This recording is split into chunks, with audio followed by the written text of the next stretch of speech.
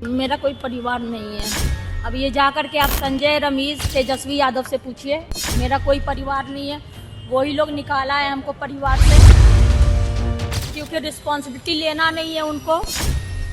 पूरा दुनिया बोल रहा है जो चाणक्य बनेगा तो चाणक्य से आप सवाल पूछिएगा। जब कार्यकर्ता चाणक्य से सवाल कर रहा है, पूरा देश दुनिया सवाल कर रहा है कि पार्टी का ऐसा हाल क्यों हुआ। अब जब संजय और रमेश इन लोग का नाम लीजिए तो आपको घर से निकाल दिया जाएगा, आपको बदनाम किया जाएगा, आपको गाली दिलवाया जाएगा, आपके ऊपर चप्पल उठा करके मारा जाएगा।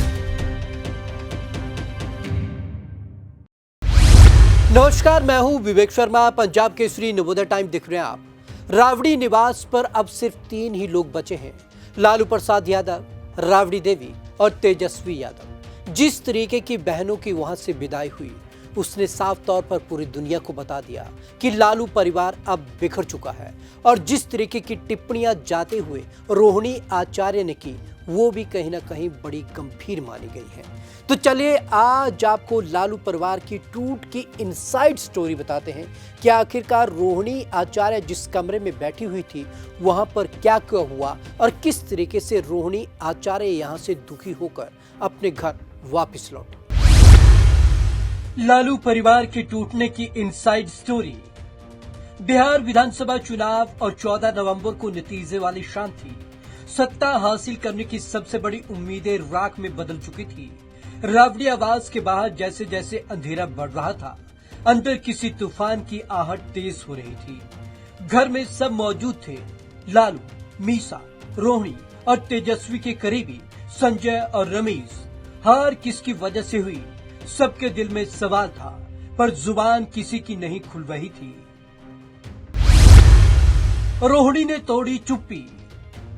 तभी गुस्से में रोहिणी बोलती हैं, हार की वजह साफ है, गलत फैसले हुए हैं और इसके पीछे जिम्मेदार कौन है सब जानते हैं। बस इतना सुनते ही कमरे का माहौल गर्म हो गया।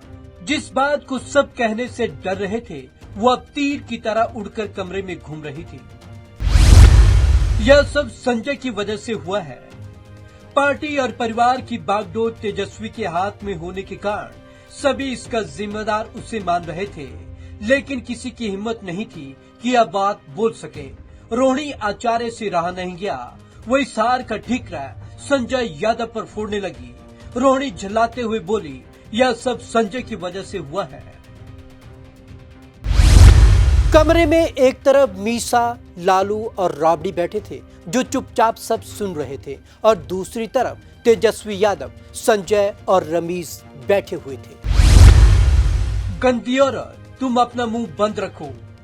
अचानक दूसरी तरफ से झंझलाहट में चिल्लाते हुए आवाज आई, गंदी औरत, तुम अपना मुंह बंद रखो।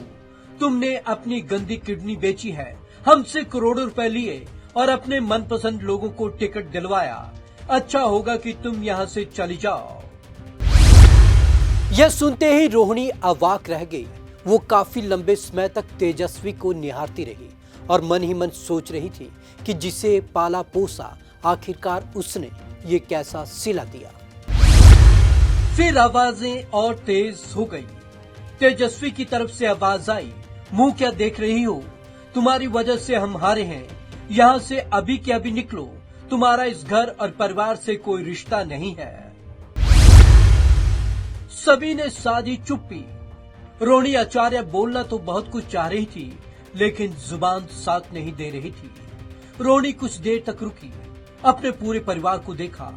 लालू, राबड़ी और मीसा, सभी की आंखों में आंसू थे, लेकिन सभी ने चुप्पी साध रखी थी। सोशल मीडिया एक्स पर किया पोस्ट। 15 नवंबर की दोपहर 2:52 पर रोहिणी ने सोशल मीडिया एक्स पर पोस्ट कर बताया, मैं राजनीति छोड़ रही हूँ और अपने परिवार से नाता तोड़ रही हूँ। संजय यादव और रमेश ने मुझसे यही करने को कहा था और मैं सारा दोष अपने ऊपर ले रही हूँ। रोहिणी की पोस्ट के बाद रावड़ी आवास में हलचल तेज हो गई। जोर जोर से आवाजें आने लगी। 1 घंटे तक ये जोर जोर से आवाजें आती रही। उसके बाद रोहिणी आचार्य पटना एयरपोर्ट के लिए निकली और यहाँ पर उन्होंने सीधे पत्रकारों से बातचीत की। एयरपोर्ट पर क्या बोली रोहिणी? रोहिणी ने कहा, मेरा कोई परिवार नहीं है, उन्होंने मुझे परिवार से निकाला है। सारी दुनिया सवाल कर रही है कि पार्टी का ऐसा हाल क्यों हुआ, लेकिन उन्हें जिम्मेदारी नहीं लेनी है।